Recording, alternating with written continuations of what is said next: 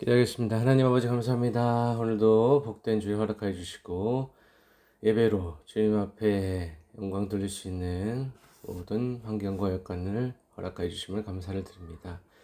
이 땅을 살아가면서 우리가 어떻게 살아가야 될지 그리스도인의 본질에 대해서 생각하게 하시고 내가 걸어가고 있는 이 길이 주님께서 진정으로 원하시는 길인지 다시 한번 생각해보는 시간 될 수 있도록 이 시간 성령 충만으로 역사하여 주시옵소서. 감사드리며 살아계신 예수 그리스도의 이름으로 기도합니다. 아멘. 오늘도 사도행전 말씀을 통하여서 하나님의 은혜를 같이 나누도록 하겠습니다. 오늘 말씀 31절부터 43절 말씀입니다. 32절에 보니까 그때에 베드로가 사방으로 다니다가 루다에 사는 성도들에게 내려갔다라고 나와 있습니다. 오늘 말씀 그 앞부분에 보면 교회가 평안하고 든든히 서가는 모습을 우리가 지난주에 같이 살펴보았습니다. 그래서 그리스도를 전하는 그 과정에서 박해가 있고 또 교회의 확장이 있고 그 확장을 통하여서 목회가 순차적으로 또 든든히 서가는 모습을 우리는 보게 됩니다. 사울의 이야기 이후에 이제는 베드로의 사역이 재등장하게 되는 오늘 본문의 말씀입니다. 두루 다녔다는 것은 순회 사역을 얘기하고 있습니다.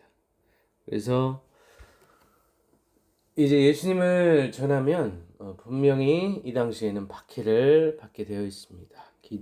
기존의 어떤 유대교 그리고 기존의 어떤 기득권 세력의 반발에 분명히 부딪히게 되는 것이 이 사역의 현장입니다. 그래서 이 박해를 통하여서 또 예수 그리스도의 복음이 더욱더 확장되고 이제는 목회적 순회 단계에 접어들었음을 우리가 보게 됩니다. 성도들이 있었다는 것은 이미 복음이 전해진 공동체가 있었다는 것이죠. 그래서 내려갔다. 성도들에게 내려갔더니 라고 표현되어 있는데 내려갔다는 것은 지형상으로 예루살렘보다 낮은 지역으로 갔다라는 것을 우리가 알 수 있습니다. 그래서 이 사도직이라고 하는 것이 정착형이 아니고 한 장소에서 계속해서 머무르는 것이 아니고 파송형이라는 것을 우리가 알 수 있고 또 교회는 돌봄이 필요한 공동체다라는 것입니다. 교회에 이제 숫자가 늘어나고 성도들이 늘어남에 따라서 이 돌봄의 영역도 반드시 필요하다는 것을 우리가 알 수 있습니다. 33절 보면은 거기서 애니아라는 사람을 만나니 그는 중풍병으로 침상 위에 누운 지 여덟 해라라고 했습니다. 여기서 보면 이제 병자 애니아라고 하는 이 병자의 상황을 강조하면서 또 그에 반해서 기적의 크기를 대비하는 모습이 보여집니다. 이 중풍병은 신경성 마비 질환으로 잘 알려져 있죠. 그리고 8년이라고 하는 이 숫자는 만성이다라는 것을 우리가 알 수 있고 더 이상 어찌할 수가 없는 비가역적인 상태다라는 것도 알 수가 있습니다. 그래서 이 말씀은 인간의 무능력 또 그에 반한 하나님의 능력이 대비되는 무대라고 볼 수가 있겠습니다. 34절에 보면 베드로가 이르되 애니아야 예수 그리스도께서 너를 낫게 하시니 일어나 내 자리를 정돈하라 한데 곧 일어나니 라고 했습니다. 이 치유의 주제가 명확히 드러나게 됨을 보게 됩니다. 예수 그리스도께서라는 말씀이 중요하죠. 사도의 능력이 아니고 예수 그리스도께서 이것이 중요합니다. 예수 그리스도가 그 능력 그 자체가 되시고 능력의 원천이 되시는 분이 바로 예수 그리스도이기 때문에 예수 그리스도의 이름으로 이제 일어나 걸으라 일어나라 말씀하신 것입니다.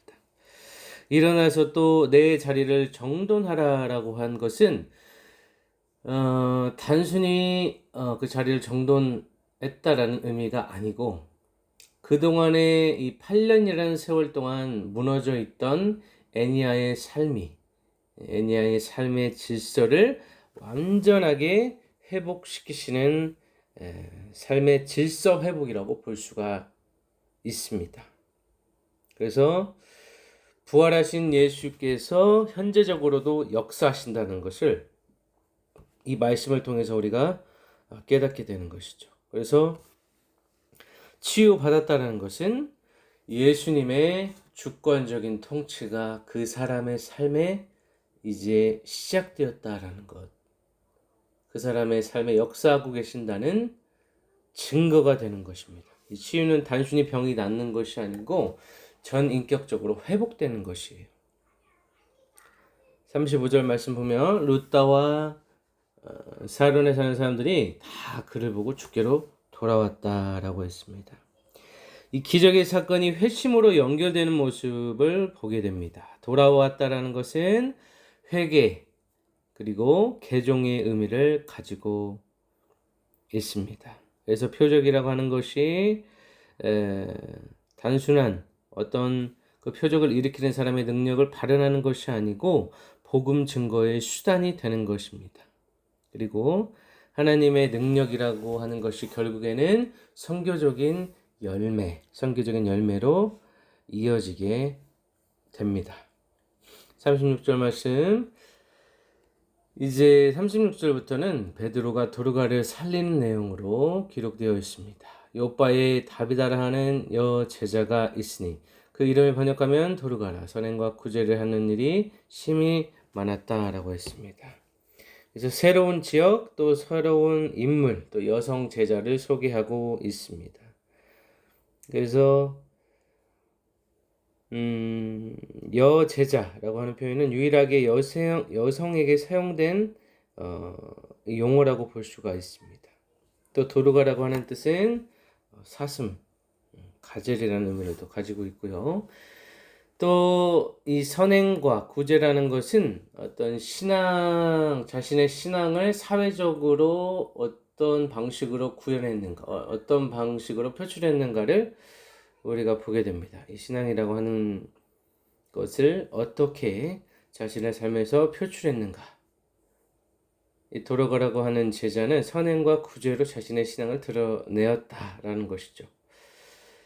그래서 제자라고 했을 때 이 참 제자의 표지는 결국 예수 그리스도의 사랑을 실천하는 것이 제자의 마땅한 삶이라고 볼 수가 있겠습니다.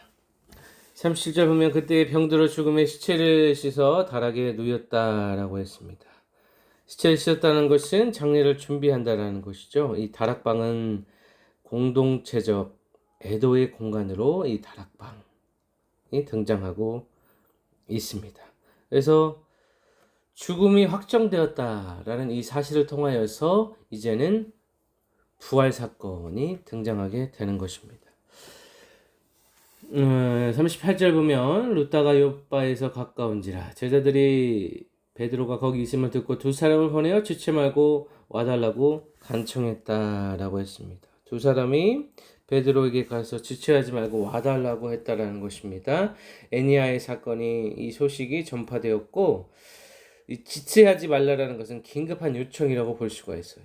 그래서 교회는 위기 속에서 사도적인 도움, 요청이 필요하다라는 것입니다. 우리 성도분들께서는 삶에 어려운 문제가 있을 때 반드시 사역자들에게 요청하셔야 됩니다. 도움을 요청하시는 게 맞고요. 그래서 이 말씀은 결국 중보 공동체, 서로 중보해주는 공동체의 모델이 드러나고 있다라는 것입니다. 39절 베드로가 일어나 그들과 함께 가서 이르매 그들이 데리고 다락방에 올라가니 모든 과부가 베드로 곁에 서서 울며 도르가가 그들과 함께 있을 때에 지은 속옷과 겉옷을 다 내보였다라고 했습니다. 그래서 다비다의 영향력이 증언되고 있죠. 그래서 옷이라고 하는 것은 단순히 입는 것이 아니고 생계와 존엄의 상징이라고 우리가 이해하면 되겠습니다. 생계와 존엄성, 그리고 이제 과부들이라고 나와 있는데, 과부는 이제 사회적인 약자들을 약자들부터 이제 이 제자들이 이 사회적 약자에게 다가갔다라는 것을 우리가 알 수가 있습니다. 그래서 선행이라고 하는 것이 공동체의 어떤 기억 속에 계속해서 남아 있고, 이 사랑이라고 하는 예수 그리스도의 사랑은 죽음 이후에도 계속해서 증언됨을 우리가 알 수 있습니다. 40절, 베드로가 사람을 다 내보내고 무릎을 꿇고 기도하고 돌이켜 시체를 향하여 이르되 다윗아야 일어나라 하니 그가 눈을 떠 베드로를 보고 일어나 앉는지라 라고 했습니다. 이 말씀은 회당장 야이로의 딸의 사건과 유사하다고 볼 수가 있습니다. 베드로가 기도를 하고 말하면 하나님의 권능이 이제 시작되는 것이죠. 다윗아 일어나라 라고 하는 말씀은 달리다굼을 연상하게 만듭니다. 그래서 이 사도라고 하는 것이 명령자가 아니라 중보자임을 다시 한번 우리가 깨달아야 합니다. 내가 어떤 능력이 나타난다고 해서 그것이 내 능력이 아니고 하나님께서 나에게 부여해 주신 잠깐 허락하신 것임을 우리가 특히 우리 사역자들은 깨달아야 할 줄로 믿습니다. 그래서 모든 능력과 권세는 하나님께 있다. 예수 그리스도께 있다라는 것을 오늘 말씀을 통해서 다시 한번 알게 됩니다. 41절 베드로가 손을 내밀어 일으키고 성도들과 과부들을 불러들여 그가 살아난 것을 보였다라고 했어요. 이 기적의 현장의 공적인 증거가 이제 있었다라는 것입니다. 손을 잡았다라는 것은 회복했다라는 것입니다. 베드로가 손을 내밀어 일으켰다. 그리고 보였다라는 것이죠. 그래서 이제 더 이상 우리 그리스도의 신앙이라는 것이 죽음에 머물러 있지는 않는다라는 것입니다. 죽음에 머물러 있지 않고 이 죽음에서의 부활이 이 생생한 복음으로 전파되었다라는 것입니다. 그래서 42절 온 요파 사람이 알고 많은 사람이 주를 믿었다라고 했죠. 그래서 애니아의 사건과 동일한 구조로 이루어져 있습니다. 주를 믿는다는 것은 예수님의 주권을 인정한다는 것이고 그 사람의 삶 속에 예수님의 통치가 시작된다라는 것입니다. 그래서 생명이 회복된다는 것은 결국 복음의 어떤 설득력을 가진다라는 것입니다. 43절 베드로가 요파 여러 날 있어 시몬이라는 무도장의 집에서 머물렀다라고 했습니다. 이제 어떤 이 다음에 벌어질 다음 사건의 전주곡이라고 볼 수 있죠. 그래서 어떤 피장이라고 하면 부정한 직업으로 우리가 생각하면 되겠고요. 유대적인 장벽이 완화되기 시작하는 유대인과 또 비유대인 사이에 이 이방인 사이에 장벽이 무너지는 이 다음의 내용은 어떤 정결과 부정의 경계를 무너뜨리는 그 사건이 펼쳐짐을 우리가 기대하게 합니다. 오늘 말씀을 통하여서 우리가 다시 한번 되새겨 볼 몇 가지가 있습니다. 첫 번째는 이제 부활신학이라는 것이죠. 이 부활신학.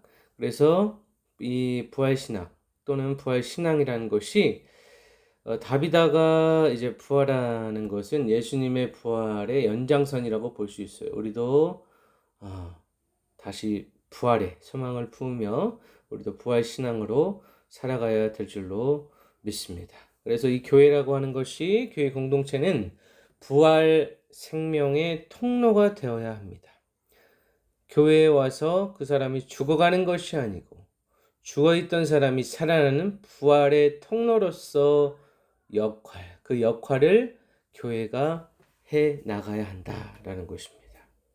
그리고 이 사도라고 하는 것, 결국 사역자 또 하나님의 어떤 소명을 받은 모든 사람들은 능력자가 아니고 하나님의 도구라는 사실을 우리가 알아야 합니다. 그래서 오늘 이 다비다라고 하는 사람이 선두에 서서 선행과 구제를 많이 전하였는데 교회도 마찬가지로 구제와 또 사랑의 실천의 공동체가 되어야 하는 곳이 바로 교회라고 하는 사실을 반드시 깨달아 알 줄로 믿습니다. 그래서 오늘 기적이 일어나고 사람들이 회심하고 다시 예수님께로 사람들이 돌아오는 이 복음이 확장되어가는 모습을 우리가 알게 됩니다. 그래서 교회가 과연 사회적인 약자에게, 병든 자에게, 소외된 자에게, 상실한 자에게, 소위 사회적 약자라고 하는 자들에게 얼마나 희망의 공간이 되어주는가.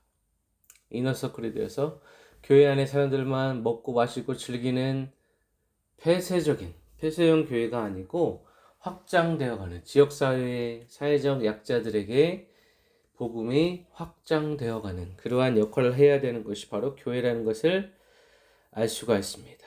또 오늘 다비다의 모습을 통하여서 말보다는 어떤 선행으로 복음을 증명하는 삶을 우리는 살아가야 합니다. 그래서 다비다가 죽은 후에 많은 사람들이 다비다의 빛의 열매를 통하여서 선행의 열매를 통하여서 그를 기억했던 것처럼 우리가 만약에 이 생을 떠난다고 했을 때 많은 사람들이 그리스도의 제자였다. 저 사람은 정말 믿는 사람이었다. 예수님의 말씀을 따라서 살아가는 사람이었다라고 이렇게 기억될 수 있는가라는 것을 우리가 생각해 볼 필요가 있습니다. 또 사역자 입장에서 베드로와 같은 지도자들이 되어야 합니다. 많은 사역하시는 사람들이 명령 전에 하나님 앞에 무릎 꿇는 지도자가 되어야 될 것이고 능력을 과시하지 않고 그 능력의 근원이 능력의 원천이 하나님께로부터 온다는 사실을 반드시 기억하면서 사역하는 사역자가 되어야 될 줄로 믿습니다. 그리고 마지막 말씀에서 우리가 알 수 있듯이 마지막에는 이 부정한 것과 정결한 것이 과연 무엇인가 여기에 대해서 다시 한번 생각해 볼 필요가 있고 또 다음 주에 같이 살펴볼 예정입니다. 그래서 오늘 말씀을 통하여서 우리가 모두 그리스도인이라고 하면 모두 사명과 소명을 가지고 있습니다. 그래서 우리의 자리 또 우리가 가지고 있는 어떤 사명을 통해서 우리는 살아갈 수 있는 원동력을 갖게 됩니다. 다른 어떤 것도 우리에게 어떤 큰 원동력, 삶의 원동력이 될 수는 없어요. 그것은 가짜입니다. 예수 그리스도로부터 오는 것이 아니면 그것은 가짜이고 허무한 우상 숭배가 될 수 있다라는 것입니다. 그래서 우리가 무엇을 의지하고 무엇을 향하여서 나아가고 있는지 같이 살펴볼 필요가 있습니다. 우리가 죽은 이후에 우리를 다른 사람들은 어떻게 기억할 것인가? 정말 예수님과 동행하며 예수님의 사랑을 실천하면서 살다간 자로 기억될 수 있을 것인가?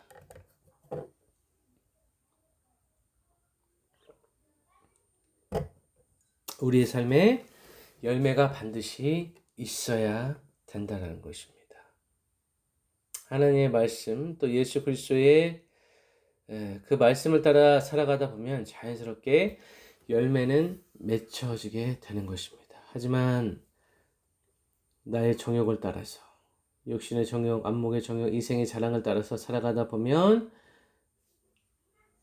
나 중심에 또 내 가족 중심에만 국한된 삶을 살아가게 됩니다. 그래서 하나님의 음성이 들리지 않고 이 성령의 세미한 음성에 따라 살아가지 않고 육체의 음성, 육체의 이 소리를 들으며 살아가게 됩니다. 결국 나 중심의 인생은 우리 신앙생활을 망치는 길이고 결국 하나님과 멀어지며 내가 책임져야 될, 내가 더욱더 관심을 가지고 살피고 보살피고 돌봐줘야 할 많은 사람들을 놓치는 비극의 시작이 될 것입니다. 그리고 우리의 삶 속에서 내가 정말로 나의 에너지를 쏟고 내가 정말로 사랑해야 할 대상이 누구인가 다시 한번 깨닫는 오늘의 시간이 되었으면 좋겠습니다. 먼저 교회 공동체 구성원들 모두를 사랑하고 그리고 그 사랑이 흘러넘쳐서 예수님께 계속해서 우리 사랑받는 인생으로 살아가다 보면 내 주변에 사회적인 약자들이 보이게 됩니다. 나에게 붙여주신 사람들, 그 사람들을 끊임없이 사랑하고 섬기고 챙겨주면서 예수 그리스도의 사랑, 그 작은 사랑을 실천하며 살아가시는 한 주간 되시기를 예수 그리스도의 이름으로 간절히 축원합니다. 기도하겠습니다. 아버지여, 부족한 종의 말씀을 전했습니다. 우리가 이 땅을 살아가면서 내 주변의 작은 자들, 사회적으로 소외된 자들 무시하며 살아가지는 않았는지 이 시간 다시 한번 회개하기를 원합니다. 그리하여서 하나님께서 내게 붙여진 많은 사람들을 기억하게 하시고 그들에게 하나님의 사랑과 선행과 구제를 날마다 실천하며 살아가는 우리 복된 인생들 될 수 있도록 도와주시옵시고 날마다 하나님의 말씀과 성령의 은혜와 예수 그리스도와 동행하는 그 은혜를 허락하여 주시옵소서. 이 땅을 살아가면서 내 안에 모든 우상 숭배를 모든 우상들을 주님 앞에 이 시간 내려놓기를 원합니다. 그 허무한 것들, 썩 없어질 것들 이 시간 내려놓고 유일한 진리 되시고 우리의 영원한 기쁨과 소망 되시는 예수 그리스도 그 한 분만 붙들며 살아가는 우리 인생 될 수 있도록 도와주시옵소서. 감사드리며 살아계신 예수 그리스도의 이름으로 기도합니다.